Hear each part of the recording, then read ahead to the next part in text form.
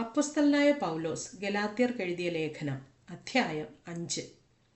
സ്വാതന്ത്ര്യത്തിനായിട്ട് ക്രിസ്തു നമ്മെ സ്വതന്ത്രരാക്കി. ആകയാൽ അതിൽ ഉറച്ചു നിൽപ്പിൻ. അടിമനുഖത്തിൽ പിന്നെയും കുടുങ്ങിപ്പോകരുത്. നിങ്ങൾ പരിച്ഛേദന ഏറ്റാൽ ക്രിസ്തുവിനെ കൊണ്ട് നിങ്ങൾക്കൊരു പ്രയോജനവുമില്ല എന്ന് പൗലോസായ ഞാൻ നിങ്ങളോട് പറയുന്നു. പരിച്ഛേദന ഏൽക്കുന്ന ഏതു മനുഷ്യനോടും അവൻ ന്യായപ്രമാണം മുഴുവനും നിവർത്തിപ്പാൻ കടപ്പെട്ടിരിക്കുന്നു എന്ന് ഞാൻ പിന്നെയും സാക്ഷീകരിക്കുന്നു. ന്യായപ്രമാണത്താൽ നീതീകരിക്കപ്പെടുവാൻ ഇച്ഛിക്കുന്ന നിങ്ങൾ ക്രിസ്തുവിനോട് വേർപെട്ടുപോയി. നിങ്ങൾ കൃപയിൽ നിന്ന് വീണുപോയി. ഞങ്ങളോ വിശ്വാസത്താൽ നീതി ലഭിക്കും എന്നുള്ള പ്രത്യാശാ നിവൃത്തിയെ ആത്മാവിനാൽ കാത്തിരിക്കുന്നു. ക്രിസ്തു യേശുവിൽ പരിച്ഛേദനയല്ല, അഗ്രചർമ്മവുമല്ല, സ്നേഹത്താൽ വ്യാപരിക്കുന്ന വിശ്വാസമത്രേ കാര്യം. നിങ്ങൾ നന്നായി ഓടിയിരുന്നു. സത്യം അനുസരിക്കാതിരിപ്പാൻ നിങ്ങളെ ആർ തടുത്തു കളഞ്ഞു?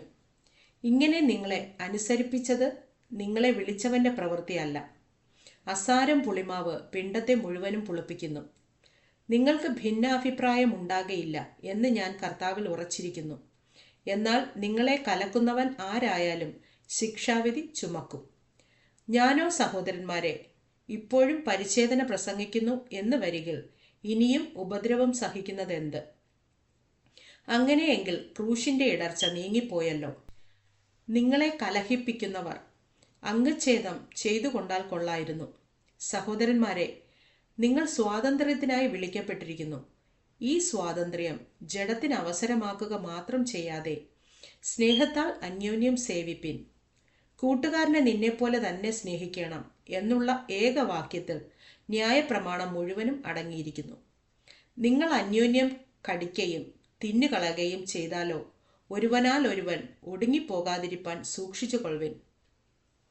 ആത്മാവിനെ അനുസരിച്ച് നടപ്പിൻ, എന്നാൽ നിങ്ങൾ ജഡത്തിന്റെ മോഹം നിവർത്തിക്കയില്ല എന്ന് ഞാൻ പറയുന്നു. ജഡാഭിലാഷം ആത്മാവിനും ആത്മാഭിലാഷം ജഡത്തിനും വിരോധമായിരിക്കുന്നു. നിങ്ങൾ ഇച്ഛിക്കുന്നത് ചെയ്യാതെ വണ്ണം അവ തമ്മിൽ പ്രതികൂലമല്ലോ. ആത്മാവിനെ അനുസരിച്ച് നടക്കുന്നു എങ്കിൽ നിങ്ങൾ ന്യായപ്രമാണത്തിന് കീഴുള്ളവരല്ല. ജഡത്തിന്റെ പ്രവൃത്തികളോ ദുർനടപ്പ്, അശുദ്ധി, ദുഷ്കാമം, വിഗ്രഹാരാധന, ആഭിചാരം, പക, പിണക്കം, ജാരശങ്ക, ക്രോധം, ശാഠ്യം, ദ്വന്ദ്വപക്ഷം, ഭിന്നത, അസൂയ, മദ്യപാനം, വെറിക്കൂത്ത് മുതലായവ എന്ന് വെളിവാകുന്നു.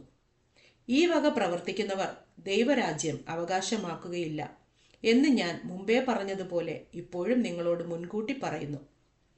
ആത്മാവിന്റെ ഫലമോ സ്നേഹം, സന്തോഷം, സമാധാനം, ദീർഘക്ഷമ, ദയ, പരോപകാരം, വിശ്വസ്തത, സൗമ്യത, ഇന്ദ്രിയജയം. ഈ വകയ്ക്ക് വിരോധമായി ഒരു ന്യായപ്രമാണവുമില്ല. ക്രിസ്തു യേശുവിനുള്ളവർ ജഡത്തെ അതിൻ്റെ രാഗമോഹങ്ങളോടും കൂടെ ക്രൂശിച്ചിരിക്കുന്നു. ആത്മാവിനാൽ നാം ജീവിക്കുന്നുവെങ്കിൽ ആത്മാവിനെ അനുസരിച്ച് നടക്കുകയും ചെയ്യുക. നാം അന്യോന്യം പോരിന് വിളിച്ചും അന്യോന്യം അസൂയപ്പെട്ടും കൊണ്ട് വൃഥാഭിമാനികൾ ആകരുത്.